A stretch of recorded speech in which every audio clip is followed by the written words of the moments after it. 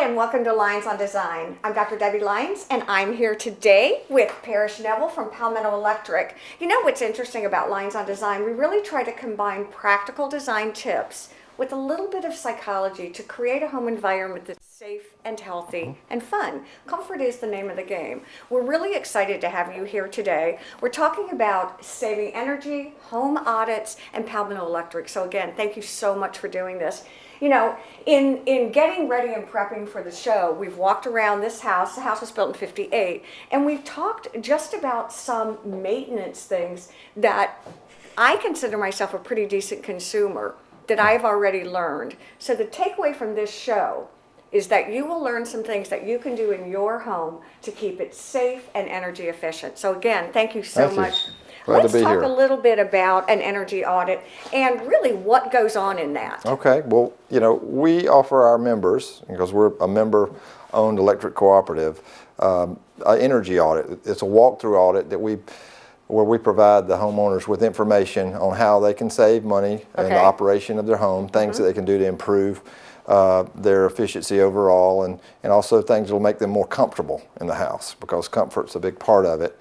And so today I thought we would look at this home and see if we can spot some things that are easy, no cost, low cost type things, operational or just some maintenance type issues that might help improve the efficiency and comfort of the home. And I have to tell you, once again, as we were getting ready to do the show, it's always 75 and sunny in the low country. Yep. So it was tough. We actually looked for a day where it was cold and kind of yucky out, so we could see if air was escaping or where we might make some improvements. So I appreciate that too, as we're shivering right now. So if someone does one of the audits, kind of take me through the beginning steps. What's the first thing? Well, we like to talk to the homeowners about the things they're looking for. If they're just looking to fix one particular problem, if they've got an area that's too hot or too cold, or if they're just overall concerned about the amount of energy they're using, the amount of the money that's coming out of their pocket. Right, exactly, each month, the bill, really. That's what I hear. So we start usually by talking about looking at their history and seeing what they're actually doing. You can track history? And so, yes, we've got a way now that through the advanced metering techniques that we have, we can record their usage not just once for the bill every month, but every day and even every hour. And we also track the weather information to do a correlation. So we can compare the weather to their usage. Because in most homes, the probably more than 50% of your usage is heating and cooling. And so those are things that we really concentrate on. And of course the weather, you know, affects that greatly. Let me ask you a question about old home versus new home. As a home ages, do you find that air begins to escape, things do begin to wear? So as your home gets a bit of age on it, it really makes a lot of sense to do something like an audit? Well, of course, the older homes, they used not to make them near as tight as we do today.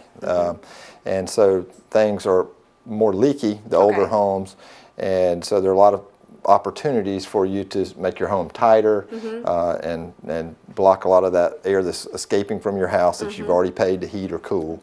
And of course, the levels of insulation back in those days weren't as great as we put in homes today, and so there's an opportunity there to improve the resistance to the flow of energy out of your house. Which makes sense. So when Parrish came in today, we basically talked about daily usage and how it compared with the weather outside.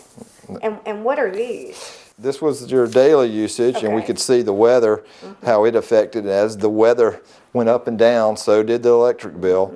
And we had some pretty extreme weather here in January and February, so we could really see the spikes in there based on the weather. We also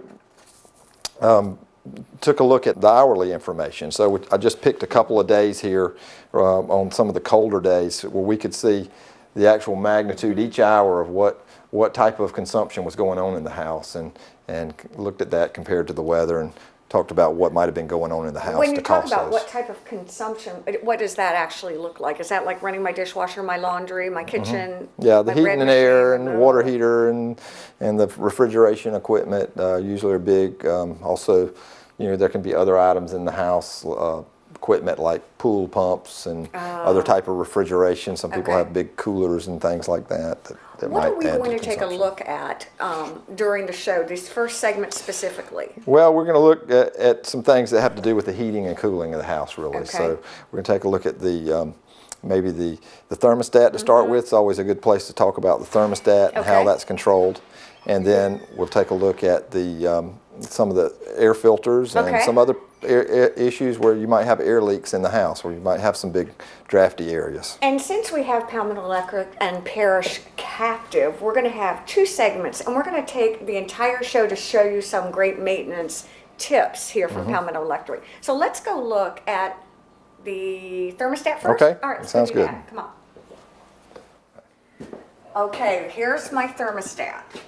All right, it's a little dusty. Yeah, this is an older style one. Okay. Most of them today are now the more digital type, but this type of thermostat has it's a heat pump system, as you can see, Okay. for your home. And so there's basically 5 different modes: heat, cool, auto, off, and emergency heat. And I've always been told, set it and forget it kind of thing, where I just set it at 68 and don't do anything. And that's good. But you know, setting it back some can save you money when you're not here. Okay. Or you know, at night, some people like it cooler, so Yeah. you can set it back at night. So that's not a bad thing to go ahead and set it back to 64 setting at night. Setting it back is not the problem. It's resetting it back to your setting that you're going to keep it on. If you raise the temperature faster than 1 or 2 degrees at a time, you can force the backup electric strip heaters to come on. Say that again. So if I raise the degree, if it's 68 and I get up and I'm freezing in the morning and I jack it up to 72, I'm going to be in trouble. You're 68, going to 69, cause 77. those backup heaters to come on unnecessarily. Okay. And that will cost you about 2 or 3 times as much as it would have otherwise. To get to that. Really? Because it's going to raise the temperature up there really fast, but it's doing it with equipment, with heaters that are a lot less efficient than the heat pump. So what are you actually looking at? Well, just I wanted to see what temperature settings you were setting it on, number one, Okay. because we prefer that people, or recommend that people put the setting on 68 in the winter. Okay. And about 78 in the summer. It's the winter now, so let's talk about the heating side. It's 68. Every degree that you raise it higher than 68 can increase your cost by maybe 5%. Oh my gosh, that's significant. Yeah, so if you're keeping it up there at 75, it's going to be a lot different than it would be at 68. So. And does that depend on, if it's 68, does it maintain 68 degrees typically, or that's part of the maintenance that we look at? Yeah, if you keep it at 68, the machine's going to do what it can to keep the temperature at 68. And you know, if there's a problem with the machine, it's going to still continue use energy, even Okay. though maybe it's not keeping it that warm. Okay. Or it might bring on those auxiliary heaters to provide the heat, which again is going to cost it you out. 2 or 3 We're times as getting much it. as We're normal. getting it. This is really good. There are a couple of other settings on the thermostat. Can't see them real good, but there's a switch here for the fan, either auto or on. And you want to keep it in the auto position so the fan turns off whenever the machine turns off. Okay. If you leave the fan running continuous, it can drive your energy usage up. Okay. And it's not really a good thing to do that. All right, so that makes a lot of sense. Takeaway for this, 68 in the 68 in the winter, 78 in the summer. Okay, in the summer. In the Okay, this is cooler really, mode. really, really good. You know, it's interesting when you took the cover off that when we were talking Yeah, before. yeah. This is an older style, so we can kind of pop the cover off here and see the mercury switches inside of there, and I think I kind of bounced I it just there heard it. when I heard it it. came Yeah, on. And so exactly. this is controlling the heat setting here, and the first bulb controls the heat pump coming on. And if you turn it up too fast, you notice the second one goes over, Oh, yeah. and that brings on those auxiliary heaters. Again, which are causing it to use a lot more energy. Is now. there any reason to change out this thermostat to a digital, or is it fine in an older home? This one's fine if it's working properly, but if it's the newer style, you can get a lot more functionality with the new digital thermostats. Okay. There's a lot of programmable wireless thermostats, thermostats that can be connected into the Wi-Fi so you can control it remotely. My thermostat at home is a wireless Wi-Fi thermostat, so I can connect to it on my phone and adjust the temperature at home. I can check up on my wife and make sure she's not keeping it too warm in there when I'm away. Well, I'm definitely not letting Mike have that. All right, Paris, tell me about what I'm looking at. Well, this is the return grill for air grill for the air to return to your system. It goes back into the air handler, which is in the closet on the other side of this wall. Okay. And so all the air for this unit is passing through this grill.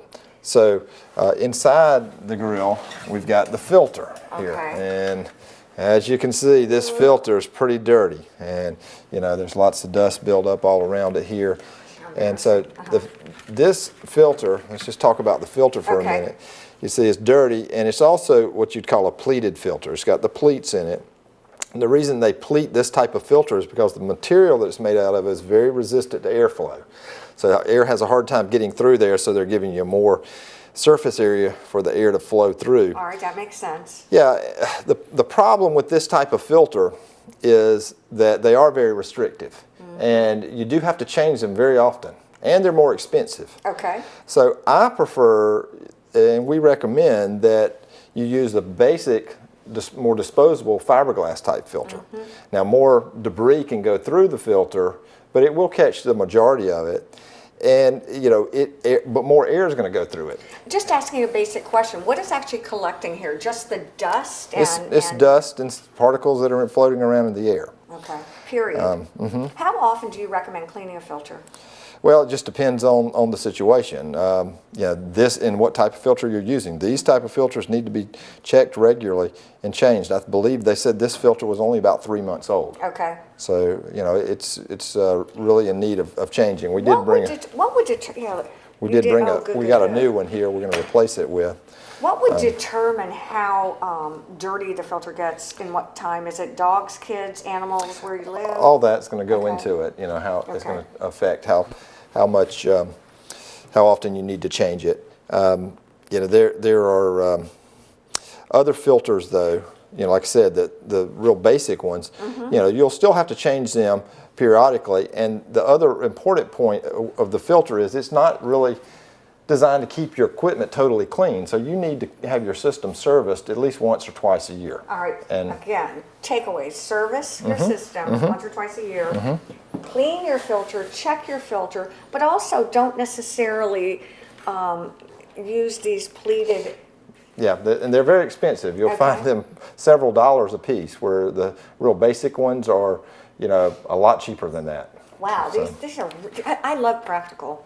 All right. Okay, and so just changing it is pretty easy. Yeah, and here we found a couple of issues.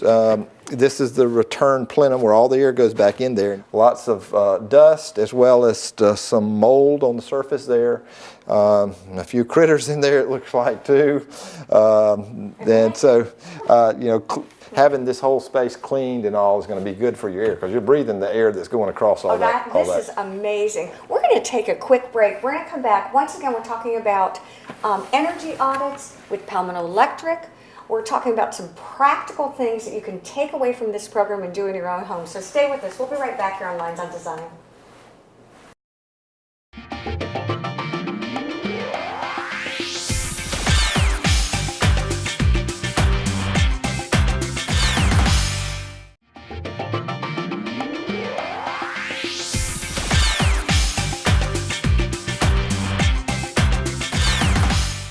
We are back here on Lynes on Design. Parrish Neville has joined us from Palmetto Electric, and we're really excited. We're talking about maintenance, energy efficiency, energy audits, and ways that we can practically help our house be more comfortable and be more cost efficient. Yeah, little things that make a difference, Exactly. but not necessarily going to break the bank. Yeah, going to Well, that's what we're talking make you a about. millionaire. But, Exactly, right, exactly. Well, we talked in the first segment, we looked at thermostats, we looked at the air filter, which is really interesting, and we also looked at the fact that you can actually monitor day-to-day usage, which was pretty so impressive. you can really tell what's going on, because you know what's happening in your house, and you can see how the things you're doing affects your Exactly. usage overall.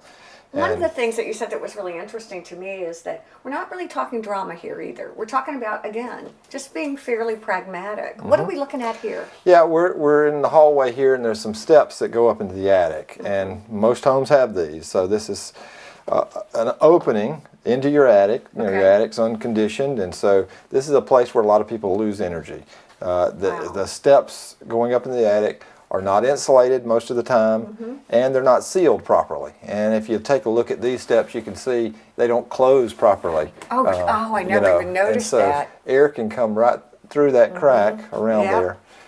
This is an older set, and so the springs aren't holding it up there tight Exactly. anymore. This is a house that was built in the late 50s, and I think what's interesting to me is I never noticed, but I can feel the difference in temperature right here. Absolutely, because it's a cold day out, so you can feel it. It's cold. And so when you open it up a little bit, you can see here, this is just a piece of wood, and wood has very little insulation value, and so you can actually feel how cold this wood is today. I mean, no, it's, Also, there's no type of seal around this, where there's no weather stripping or any type of sealing around the edges of this where it meets the other Would that surface have up there. helped to go ahead and seal that as something? Yeah, so there's two things here we could do. We could seal around the edge here with some type of weather stripping to make it have a better seal. And then also we can add some insulation right here. I've got a little sample of some foam board type insulation. You know, you could cut a large piece to fit right in this whole section, just like that, and it would give you an insulation value that's probably 5 times what this piece of wood is. I can't believe it. And then finally, you might adjust the springs a little bit so that it closes tighter, or put some type of latch Right, where rather it'll hold than it the up string there. holding it down, a latch would make a lot of sense. I get that. That makes real good sense to me. What are we going to do next? Because I know we've got a couple more things to show. I think we were going to go take a look at back at the air handler unit and take a look on the inside and see if there was any issues with maintenance on the inside Let's of the go unit. look at that. I do want to do that. Okay. Wow, this segment really told us a lot of practical information. Please go on Palmetto Electric's website. You can actually track your daily usage, when it's cold, when it's warm, and how you're using electricity. I tell you, there's nothing better than being an informed consumer. Knowledge is power. Okay, now this is the air handler? That's right. All right, talk to me about this. So we looked at the filter out there, and so all the air comes in through these boxes up into your air handler here. Okay. So a couple of things I noticed when I came in here. Number one, again, we're filtering the air out in the hallway there, but the unit here, it's letting air in. The cabinet cover's not on good, and so air can get in to the unit directly, bypassing your filter. Okay. So that's going to allow your machine to get dirtier quicker. So this needs to be sealed up properly. And I keep going back and forth, but you know, I'm sitting here now that I'm actually looking. Yeah, what's up with that? This is the refrigeration lines that bring the hot and gas from your heat pump outside, and you can see the insulation's damaged. It's not really an issue with energy so much, but this is going to have condensation on it. And so it's going to drip moisture in here in this closet, and of course water getting in where it's not supposed to be is always a bad problem. How long do these units last? How long can I expect my HVAC unit About to? 12 years is Okay. the average life of heating and air equipment. So that's about the average. But if you take good care of them, keep them cleaned, you know, they can last longer than that for sure. I wanted to look inside the unit and see how clean it actually is on the inside. And so I'm going to take this cover panel off. Because we talked about having it serviced. Yeah, we're talking. In our other And so this is one of the things that the serviceman would do. He would remove this unit and clean the inside. And I'm just trying to stay out of the way. And let me move this panel. And of course we can see right off the bat that it doesn't look too clean. No. You've got a lot of black areas where the kind of moldy. Could you have a new one of these? Yeah, they could clean this or replace this insulation on here for sure. Okay. But this is the important part. This is the coil where the air goes through that coil. So That's not bad. you're breathing the air that's passing through this coil. And the back side here, you know, you can't see it real good with the camera, I'm sure, from here, but it's got a lot of debris on it. There's even some areas of black mold growing on there in some spots. And so that should be cleaned properly, as well as this whole plenum area could be cleaned properly to make the air cleaner in your Now house. we're talking about maintenance that you can do. This is something though that you want a pro to come Yeah, out and do. this is what you want a professional to do. Okay, Yeah, yeah. they have the right type of materials to clean this with and service your equipment and make sure the machine's working properly and it's going to be healthy Well, and and I have safe. to tell you, I'm surprisingly not intimidated by it. You know, I think what you're showing me, yeah, I was a little sketchy about it, but you're making it pretty user-friendly for me. Again, for this air handler, I'm going to get a professional once every Once year, or twice a year. twice a year to clean this out. Have them come and clean it and make sure all the parts are functioning right. We talked about the electric resistance heat Yes. coming on and how expensive it is to operate that. Sometimes if the machine's not working right, you know, that'll come on and it's going to really drive your cost up 2 to 3 times what it should be. So they'll make sure that the machine is functioning properly so that heat doesn't, extra auxiliary heat doesn't have to come on. Is there any problem with having a light bulb in here or anything for lighting? Is that a...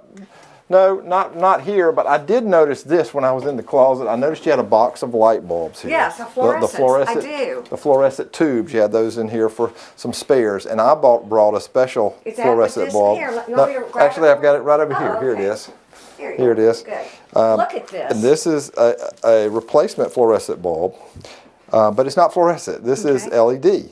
This is an LED bulb. So unlike the fluorescent tubes, this will fit in the 4-foot area. They have to be rewired. This bulb cost around $30 Okay. a piece, but they're going to last a lot longer. This operates at about 15 watts, where the regular bulbs are about 40 watts. So it's going to save you some energy, and it's going to last longer. Oh And my it's- gosh. Let me ask you this. If I'm interested in really knowing more about energy savings, Palmetto Electric, all the things you do, and practical tips, is there a website or a brochure? Okay. Palmetto.coop, and on there you can find links to lots of different ways you can save energy. Well, it's been a treat today, and I tell you what we're going to do is we would love to have you come back again. It's freezing cold, a little bit rainy today. It's dead of winter, and you shared with us that it's nice to come back seasonally and just learn a little bit about some maintenance tips that are practical during each season. So we would love to invite you to come back when it gets a wee bit warmer. Great, We can look great. at Be glad to do it yeah, the anytime. air conditioning. Thank you all for joining us this week here on Lynes on Design. We really hope you have some great tips to take home and practice. Thank you. Thank you. As always on Lynes on Design, we try to combine design ideas with psychological concepts that back them up. And today's show was no exception. We talked to Palmetto Electric about energy audits, how we save, and how our home can function to its maximum. What does that mean and why is that important? It not only makes us feel good, it makes us comfortable, it saves us some money, and we become educated and informed. And there's nothing better nor healthier than feeling educated and informed.